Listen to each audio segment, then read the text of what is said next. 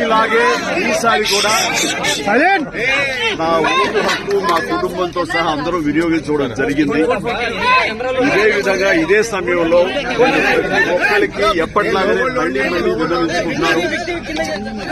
ఈ ఓటు హక్కు వినియోగించుకోండి.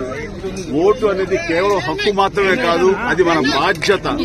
సో ఆ బాధ్యత అనేది మన దేశ రాష్ట్ర రూపురేఖలు మార్చివేస్తుంది.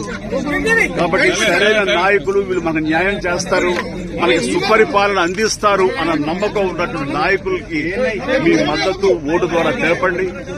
ఆ తర్వాత మన అభివృద్ధిని రావడానికి, అభివృద్ధి పథంలోకి మన దేశం కానివ్వండి, రాష్ట్రం కానీ వెళ్ళటానికి మీరు దోహదపడేవాడు అవుతారు. So please make use of your vote power.